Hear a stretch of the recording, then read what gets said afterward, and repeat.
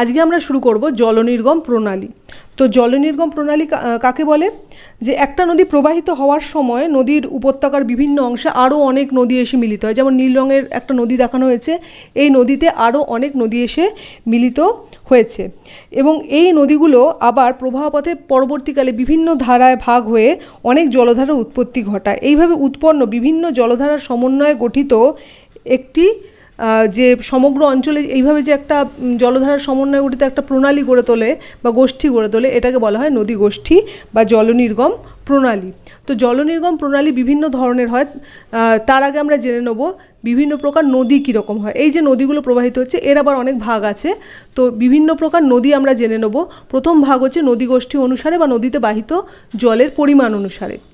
এই অনুসারে আমরা নদীকে তিন ভাগে ভাগ করতে পারি: মূল বা প্রধান নদী, প্রিন্সিপাল রিভার, উপনদী বা ট্রিবিউটারি, শাখা নদী বা ডিস্ট্রিবিউটারি। মূল নদী কি? মূল নদী হলো ভূপৃষ্ঠের ঢাল অনুসরণ করে, প্রধান ঢাল অনুসরণ করে যে নদী প্রবাহিত হয় তাকে বলা হয় মূল নদী। মূল নদীতে জলের পরিমাণ অনেক বেশি থাকে, যেমন আমাজন, গঙ্গা, কঙ্গো, ব্রহ্মপুত্র, এগুলো হচ্ছে মূল নদী। এরপর যে উপনদী বা ট্রিবিউটারি, যেগুলো পরবর্তীতে ভূমিরূপের সাধারণ ঢাল অনুসরণ করে এসে মূল নদীতে পতিত হয় এবং যারা মূল নদীতে জলের যোগান বৃদ্ধি করে সেই সমস্ত নদীগুলিকে বলা হয় উপনদী। উপনদীগুলো মূল নদীর তুলনায় আয়তনে ছোট, তাতে জলের পরিমাণও কম হয়। যেমন গঙ্গার উপনদী হচ্ছে যমুনা, গণ্ডক, কোশি ইত্যাদি। আবার মূল নদী যে ট্রিবিউটারি বা যে উপনদীগুলো আছে তাদেরও আবার কিছু উপনদী থাকে, যেমন যমুনার উপনদী আছে চম্বল, বেতোয়া প্রভৃতি। এরপর হচ্ছে শাখা নদী। নদী প্রবাহিত হয়ে আসা অনেক দূর পর্যন্ত প্রবাহিত হয়ে আসার পর মোহনার কাছাকাছি অঞ্চলে এসে নদী আবার অনেকগুলো ভাগে ভেঙে গিয়ে সমুদ্রে গিয়ে পতিত হয়। তো এই যে নদী মোহনার কাছাকাছি অঞ্চলে এসে অনেকগুলো জলধারায় বিভক্ত হয়ে যায়, এই বিভিন্ন জলধারাগুলোকে বলা হয় শাখা নদী বা ডিস্ট্রিবিউটারি। যেমন গঙ্গা নদীর প্রধান দুটি শাখা নদী হচ্ছে ভাগীরথী, হুগলি এবং পদ্মা। এই পদ্মা আর ভাগীরথী, হুগলি আবার বেশ কিছু প্রশাখা নদীতে বিভক্ত হয়ে বঙ্গোপসাগরে পতিত হয়েছে। নদীর পতনস্থলে পার্থক্য অনুসারে নদীকে দুভাগে ভাগ করা হয়: বহির্বাহিনী নদী এবং অন্তর্বাহিনী নদী। বহির্বাহিনী নদী হচ্ছে স্থলভাগের ওপর দিয়ে প্রবাহিত হয়ে নদী যদি কোনো দেশের বাইরে বা স্থলভাগের বাইরে কোনো বড় সমুদ্র, কোনো মহাসাগর, উপসাগরে গিয়ে পতিত হয় তখন সেগুলোকে বলা হয় বহির্বাহিনী নদী, যেমন গঙ্গা, ব্রহ্মপুত্র, সিন্ধু এই জাতীয় নদী। আর অন্তর্বাহিনী নদী হচ্ছে স্থলভাগের মধ্য দিয়ে প্রবাহিত হওয়ার পর নদী যদি স্থলভাগেরই অভ্যন্তরে কোনো বড় হ্রদ বা জলাশয়ে পতিত হয় তখন সেটাকে বলা হয় অন্তর্বাহিনী নদী। যেমন ভলগা কাস্পিয়ান সাগরে পতিত হয়েছে, তাহলে ভলগা একটি অন্তর্বাহিনী নদী। ভারতের লুনি কচ্ছের রণে পড়েছে, তাই লুনিও ভারতের একটি অন্তর্বাহিনী নদী। উদ্ভব অনুসারে নদীকে আমরা মোটামুটি 8 ভাগে ভাগ করতে পারি। নাম্বার 1, অনুগামী নদী বা কনসিকুয়েন্ট স্ট্রিম। এটা কাকে বলে? তো ভূমির প্রারম্ভিক ঢাল অনুসরণ করে যে নদী প্রবাহিত হয়, এখানে দেখো লাল রং দিয়ে দেখানো হয়েছে, ভূমির প্রারম্ভিক ঢাল অনুসরণ করে যে নদী প্রবাহিত হয় তাকে বলা হয় অনুগামী নদী। ভূভাগ সৃষ্টির একদম প্রথমে এই নদী সৃষ্টি হয়, তাই একে প্রাথমিক নদীও বলে। আর যেহেতু ভূমির প্রাথমিক নতিকে অনুসরণ করে এই নদী প্রবাহিত হয় তাই একে নতি নদীও বলে। এরপরে চলে আসছি 3 নম্বর পয়েন্টে, পরবর্তী নদী। এই যে অনুগামী নদী, এই অনুগামী নদী সৃষ্টি হওয়ার পরে পরবর্তীতে ভূমির যে স্থানীয় যে ঢালটা তৈরি হয় সেই ঢাল বরাবর, অর্থাৎ আয়াম বরাবর, শিলাস্তরের ভূমির আয়াম বরাবর আড়াআড়িভাবে নদীর সাথে আড়াআড়িভাবে যে নদী প্রবাহিত হয় এবং প্রধান অনুগামী নদীর সাথে মিলিত হয় সেই নদীকে বলা হয় পরবর্তী নদী। যেহেতু অনুগামী নদীর পরের সৃষ্টি হয় তাই একে বলা হচ্ছে পরবর্তী নদী বা সাবসিকুয়েন্ট স্ট্রিম। এবং যেহেতু এই নদী আয়াম বরাবর, ভূমিরূপের আয়াম বরাবর প্রবাহিত হচ্ছে তাই একে বলা হয় আয়াম নদী বা অনুদৈর্ঘ্য নদী। এরপর আমরা আসছি উপ অনুগামী নদী বা সাবকনসিকুয়েন্ট স্ট্রিম। এবার যখন শিলাস্তরের দুর্বল অংশ দিয়ে পরবর্তী নদী প্রবাহিত হতে শুরু করবে, এখানে একটা পরবর্তী নদী প্রবাহিত হচ্ছে, দুটো এইখানে পরবর্তী নদী প্রবাহিত হচ্ছে, ফলে এই জায়গাটা কী হবে, ক্রমশ নিচু হতে থাকবে। নিচু হওয়ার জন্য এই পরবর্তী নদীর দুই পাশে স্থানীয় ঢাল সৃষ্টি হবে। একটা ঢাল কি, একটা ঢাল কিন্তু শিলাস্তরের প্রাথমিক ঢালের দিকেই মুখ করে থাকবে, অন্য ঢালটি শিলাস্তরে যে প্রাথমিক ঢাল বা নদী তার উল্টো দিকে মুখ করে থাকবে। তো এইভাবে এখানে আমরা এদিকে একটা ঢাল, এদিকে একটা ঢাল, দুটো ঢাল সৃষ্টি দেখতে পাচ্ছি। তো এই দিকের যে ঢালটা, অর্থাৎ মূল শিলাস্তরের নদীর দিকের ঢালকে অনুসরণ করে যে স্থানীয় ঢালটা সৃষ্টি হচ্ছে, সেই ঢাল বরাবর যখন কোনো নদীর সৃষ্টি হওয়ার পরে সেটা পরবর্তী নদী বা সাবসিকুয়েন্ট নদীতে এসে মিলিত হবে, সেটাকে বলা হচ্ছে সাবকনসিকুয়েন্ট স্ট্রিম। যেহেতু এই নদীটা মূল যে অনুগামী নদী, সেই মূল অনুগামী নদীর একই দিকে প্রবাহিত হচ্ছে, মূল শিলাস্তরের নদী বরাবরই প্রবাহিত হচ্ছে, তাই একে বলা হচ্ছে সাবকনসিকুয়েন্ট স্ট্রিম। উল্টো দিকে বিপরা নদী। বিপরা নদী কী হচ্ছে?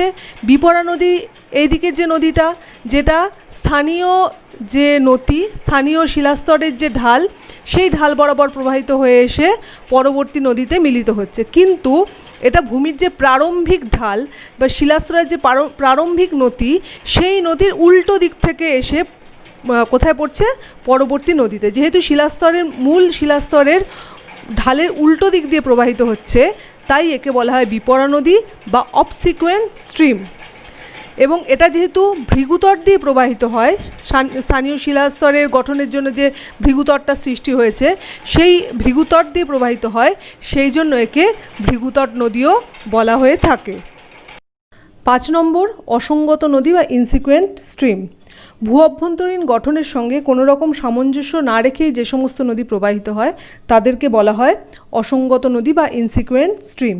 তো এই সমস্ত ক্ষেত্রে দেখা যায় যে ভূমির প্রারম্ভিক ঢাল, শিলার ভূতাত্ত্বিক গঠন বা নদীর বয়স কোনো কিছুই কিন্তু এই নদীর সৃষ্টিতে প্রভাব বিস্তার করতে পারে না। যে সমস্ত অঞ্চলে শিলা খুব দ্রুত ক্ষয়ে যায়, সেই সমস্ত অঞ্চলে, এবং যেখানে মস্তক গ্রাস বা নদী গ্রাস হয়েছে, সেই সমস্ত অঞ্চলে এই ধরনের নদী দেখতে পাওয়া যায়। যেমন ভারতের কৃষ্ণা নদীর উপনদী মুসি, পেনারের উপনদী চিত্রাবতী এই জাতীয় অসঙ্গত নদীর উদাহরণ। এরপর হচ্ছে পূর্ববর্তী নদী বা অ্যান্টিসিডেন্ট স্ট্রিম। তো এগুলো কি? যে সমস্ত নদী ভূ আন্দোলনের আগে যে পথে প্রবাহিত হচ্ছিল, ভূ আন্দোলনের পর এবং ভূমির উত্থানের পর সেই নদী যদি একই পথে প্রবাহিত হয় এবং সে তার পূর্বেকার গতিপথকে বজায় রাখতে সক্ষম হয়, সেই নদীকে বলা হয় পূর্ববর্তী নদী বা অ্যান্টিসিডেন্ট স্ট্রিম। তো এক্ষেত্রে নদীর নিম্নক্ষয়ের হার কিন্তু ভূ আন্দোলনের হারের সাথে বা ভূমির উত্থানের হারের সাথে যদি সমান হয়, বা ভূ আন্দোলনের হারের থেকে নদীর নিম্নক্ষয়ের হার বেশি হয়, তাহলে এক্ষেত্রে গভীর নিম্নক্ষয়ের দ্বারা নদী সেই অঞ্চলে কেটে বসে এবং তার পূর্ববর্তী যে গতিপথ সেটা বজায় রাখতে সক্ষম হয়। যেমন তিস্তা, সিন্ধু, শতদ্রু, ব্রহ্মপুত্র প্রভৃতি নদীগুলো কিন্তু এইভাবে তাদের গতিপথ বজায় রেখেছে এবং তাদের গতিপথে গভীর গিরিখাত সৃষ্টি করেছে। এরপরে 7 নম্বর পয়েন্ট, অধ্যারোপিত নদী বা সুপার ইম্পোজড স্ট্রিম। এটা কি? এই জাতীয় নদী হচ্ছে যে ভূ আন্দোলনের ফলে যদি কোনো অঞ্চল অবনত হয়ে যায়, তার উপরে যদি পরবর্তীকালে পলি বা লাভা, অগ্নুদ্গমের ফলে লাভা ইত্যাদি সঞ্চিত হয়ে নতুন শিলাস্তর গঠন করে, এবং সেই নতুন গঠিত যে ভূমি এবং তার যে প্রারম্ভিক ঢাল, সেই প্রারম্ভিক ঢাল অনুসরণ করে নতুন নদীগোষ্ঠী প্রবাহিত হতে শুরু করে। এরপরে পরবর্তীতে অনেক পরে যখন শিলাস্তর ক্ষয়ে যেতে থাকে, তখন নিচের শিলাস্তর উন্মুক্ত হয়ে গেলে দেখা যায় যে নিচের শিলাস্তরের ভূতাত্ত্বিক গঠনের সঙ্গে প্রবাহিত যে নদীগোষ্ঠী বা জলনির্গম প্রণালী, তার সাথে এই নিচের যে প্রারম্ভিক যে ঢাল ছিল আগে, সেই ঢালের কোনো মিল নেই, এবং ভিন্ন গঠনযুক্ত শিলাস্তরের ওপরই এই পূর্বের যে নদীগোষ্ঠী, যেটা ওপরের শিলাস্তরের ওপর প্রবাহিত হচ্ছিল, তারা নিজেদেরকে সেই অন্য ধরনের যে শিলাস্তরের গঠন, তার উপরই নিজেদেরকে প্রতিষ্ঠিত করে।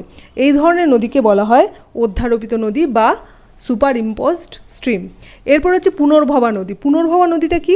পুনর্ভবা নদী হচ্ছে আগে যে গতিপথে নদী প্রবাহিত হতো, সেই গতিপথেই যদি নদী আবার প্রবাহিত হতে থাকে পরবর্তীতে ক্ষয়কার্যের দ্বিতীয় পর্যায়ে, তখন সেটাকে বলা হয় পুনর্ভবা নদী।